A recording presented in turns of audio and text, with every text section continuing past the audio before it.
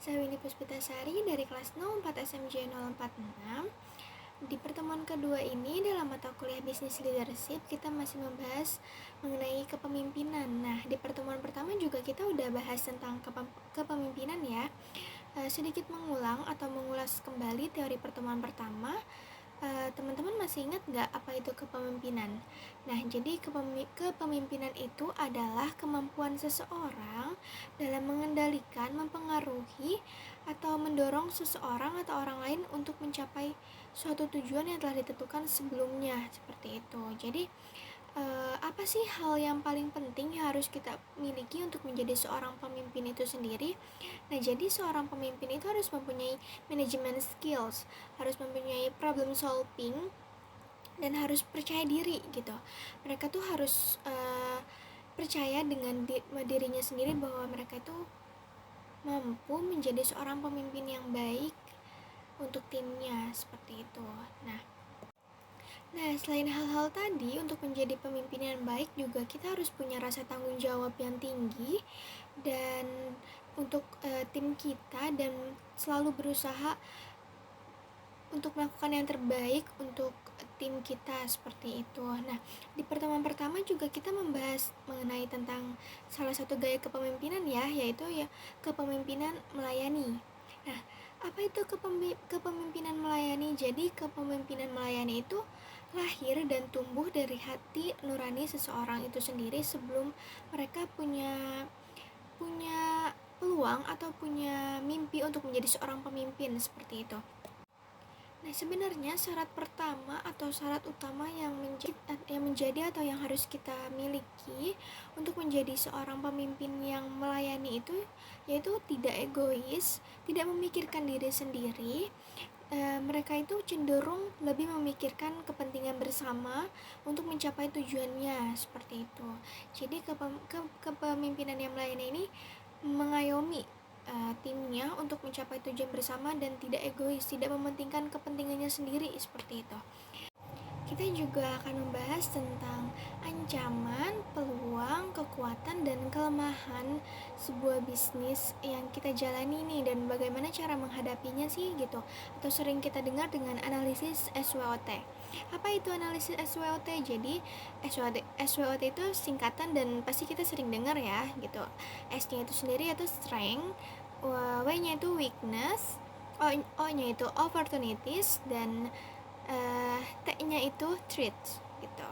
Jadi dalam analisis SWOT ini, di strength ini atau kekuatan, kita dapat menganalisis tentang apa sih keunggulan bisnis yang kita miliki gitu kan. Terus gimana sih cara kita untuk lebih unggul dari bisnis atau kompetitor kita, seperti itu.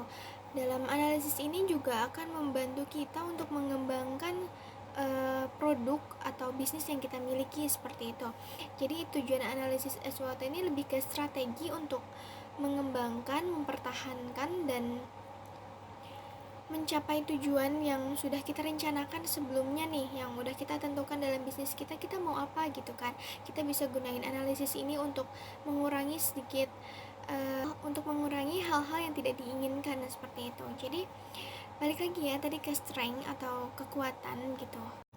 Nah, jadi strength dalam analisis SWOT itu yaitu kekuatan atau keunggulan faktor internal yang dimiliki bisnis kita jika dibandingkan dengan kompetitor, misalnya manajemen bisnis, kinerja karyawan, produk yang diciptakan oleh bisnis kita, dan berbagai keunikan yang dibangun oleh bisnis kita itu sendiri. Jadi itu tuh jadi hal unik yang bisnis kita miliki dibandingkan dengan kompetitor lainnya yang harus kita munculkan atau tonjolkan agar konsumen itu notice atau lihat nih, ternyata produk kita itu unik loh, berbeda dengan kompetitor kita yang lain, seperti itu.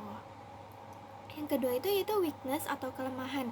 Bisnis itu pasti nggak ada yang sempurna ya, pasti ada mengalami berbagai masalah, dan akhirnya akan tertutup oleh keunggulan yang kita miliki atau yang bisnis kita miliki, seperti itu. Nah, inilah pentingnya menganalisis SWOT ini.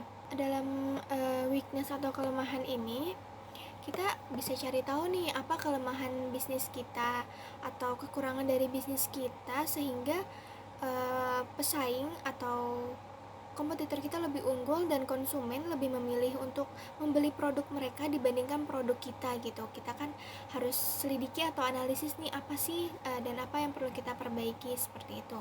Yang ketiga yaitu ada opportunity atau peluang, yaitu jadi perlu kita ingat bahwa sebuah bisnis yang sukses itu selalu mau mengambil peluang atau kesempatan yang ada.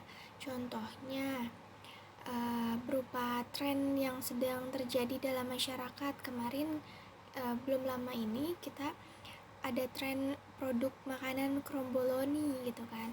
Nah, biasanya merek-merek atau toko-toko yang sebelumnya tidak menjual kromboloni ini tiba-tiba menjual gitu kan, seperti roti dan Dunkin Donuts itu mereka tiba-tiba kan menjual kromboloni ini gitu kan. Berarti mereka memanfaatkan peluang yang ada gitu kan, peluang bisnis yang ada, sehingga mereka tidak tertinggal oleh tren gitu kan. Terus yang keempat yaitu ada threats atau ancaman. Nah, dalam ancaman ini kita harus mengetahui potensi apa yang ada dalam bisnis kita yang mampu menciptakan ancaman untuk kedepannya, seperti itu. Ini tuh lebih ke faktor eksternal sebenarnya gitu kan, lebih ke arus pasar, terus perubahan global, seperti itu. Terus jadi sebenarnya analisis SWOT ini tujuannya untuk mempertahankan bisnis yang sudah kita miliki dan mengembangkan bisnis yang kita miliki. Selanjutnya kita bahas tentang etika kepemimpinan gitu kan. Etika kepemimpinan ini dilakukan secara bertahap gitu kan menurut saya. Karena kenapa demikian? Karena jika kepemimpinan atau etika dalam kepemimpinan dilakukan secara bertahap, hasilnya itu akan lebih jelas dan tahu arah dan tujuan yang mau kita tuju itu apa gitu kan. Selain itu juga jika etika diterapkan sesuai dengan tahapan sebagaimana mestinya dan konsisten, maka akan membantu menciptakan lingkungan kerja yang positif gitu kan. Di dunia yang kompleks ini, pemimpin yang menjalankan etika kepemimpinan dengan baik adalah aset yang sangat berharga gitu kan untuk di zaman yang sekarang ini, seperti itu. Mengapa kepemimpinan yang menjunjung tinggi etika ini menjadi aset yang berharga? Nah, karena etika kepemimpinan itu adalah konsep yang mencakup prinsip moral dan nilai yang harus diterapkan oleh seseorang saat memimpin tim atau organisasi. Etika kepemimpinan yang utama mencakup integritas, kejujuran, keadilan, dan sikap empati yang tinggi, seperti itu. Jadi teman-teman, kesimpulannya, menjadi pemimpin yang baik itu nggak mudah ya. Kita harus melakukan secara bertahap dan pasti track record atau seiring berjalannya waktu kita harus terus belajar nih gimana sih untuk menjadi pemimpin yang baik gitu kan. Gimana juga caranya untuk mengatasi masalah-masalah yang ada dalam organisasi yang kita pimpin gitu kan. Jadi memang gak mudah untuk menjadi pemimpin yang baik, cuman kita harus terus berusaha untuk menjadi yang terbaik, seperti itu ya. Demikian yang dapat saya sampaikan, kurang lebihnya mohon maaf. Wassalamualaikum warahmatullahi wabarakatuh.